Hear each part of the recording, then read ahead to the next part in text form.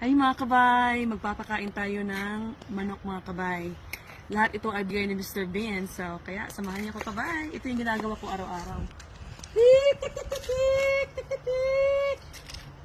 Tik, tik, tik, tik, tik. At punta tayo sa kabilang panig kasi meron akong kinukulong ng mga manok doon. May inain ako doon na nagkukuhanan ko ng itlog. So, samahan niyo ko kabay. Ito na yung kulungan ng aking mga manok. So, before that, I'm gonna check to see nagbigay ng itlog yung inain ko. So. Mga kabay!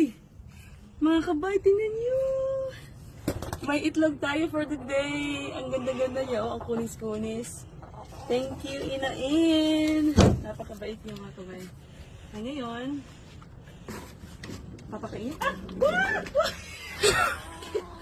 Mga kabay! Malapit mabasag mga kabay. Ito na, papakainin natin yung mga manok ko. Oh.